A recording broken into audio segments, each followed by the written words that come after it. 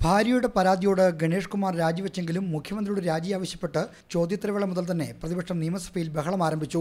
ബഹളം ശക്തമായതോടെ 8:45 ചോദ്യോത്തരവേള നിർത്തിവെച്ചു. പിന്നെ 9:30 പ്രതിപക്ഷത്തിന്റെ അടിയന്തര പ്രമേയ നോട്ടീസ് പരിഗണിച്ചുകൊണ്ടാണ് സഭ പുനരാരംഭിച്ചത്. ഇതിന് മറുപടി പറഞ്ഞ മുഖ്യമന്ത്രി മുൻപ് പറഞ്ഞ കാര്യങ്ങൾ ഉറച്ചു നിൽക്കുന്നതായി അറിയിച്ചു. ഗണേശിനെ പുറത്തുള്ള ആരും മർദ്ദിച്ചിട്ടില്ല. യാമിനി തനിക്ക് പരാതിയൊന്നും തന്നിട്ടില്ല. കുടുംബ പ്രശ്നങ്ങളാണ് പറഞ്ഞത്. ഗണേശുമായി ഇനി യോജിക്കാനാവില്ലെന്ന് പറഞ്ഞതോടെ ബന്ധുക്കളുമായി ചർച്ച ചെയ്ത് പിരിയാനായിരുന്നു നിർദ്ദേശിച്ചത്. അതനുസരിച്ചുള്ള ചർച്ചകൾക്കൊടുവിൽ പിരിയാൻ കരാറായി. എന്നാൽ കരാറിലെ ഒരു വ്യവസ്ഥയെ ചൊല്ലി തർക്കമായതാണ് പ്രശ്നം വഷളാക്കിയത്.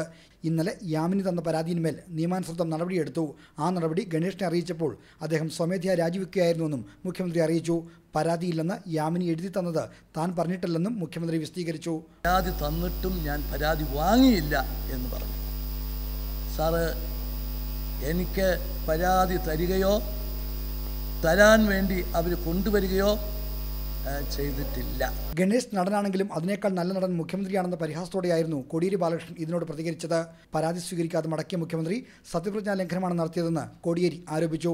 സഹപ്രവർത്തനോട് മുഖ്യമന്ത്രി പ്രീതിയോടെ പെരുമാറിയിരിക്കുന്നു. പരാതി നിയമാനുസൃതം കൈകാര്യം ചെയ്യുന്നതിൽ നിന്ന് യാമിനിയെ തടഞ്ഞത് മുഖ്യമന്ത്രിയാണ്. ഒരു നിമിഷം പോലും അധികാരത്തിൽ തുടരാൻ മുഖ്യമന്ത്രിക്ക് അവകാശമില്ലെന്നും കോടിയേരി ബാലകൃഷ്ണൻ പറഞ്ഞു. യാമിനിയുടെ ഇന്നലത്തെ പ്രതികരണം ബാഹ്യപ്രേരണ കൊണ്ടാണെന്ന് പറഞ്ഞ മുഖ്യമന്ത്രി അതാരാണെന്ന് വ്യക്തമാക്കണമെന്നും കോടിയേരി ആവശ്യപ്പെട്ടു.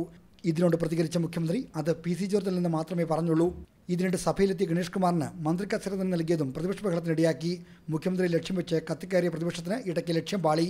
മുഖ്യമന്ത്രിയുടെ മറുപടിക്കിടെ ഇടപെട്ട പ്രതിപക്ഷ നേതാവ് തമാശ രൂപേണ നടത്തിയ പരാമർശങ്ങൾ വിഷയം തണുപ്പിച്ചു. മുഖ്യമന്ത്രിയുടെ മറുപടിയോടെ സ്പീക്കർ അടിയന്തര പ്രമേയത്തിന് അനുമതി നിഷേധിച്ചു.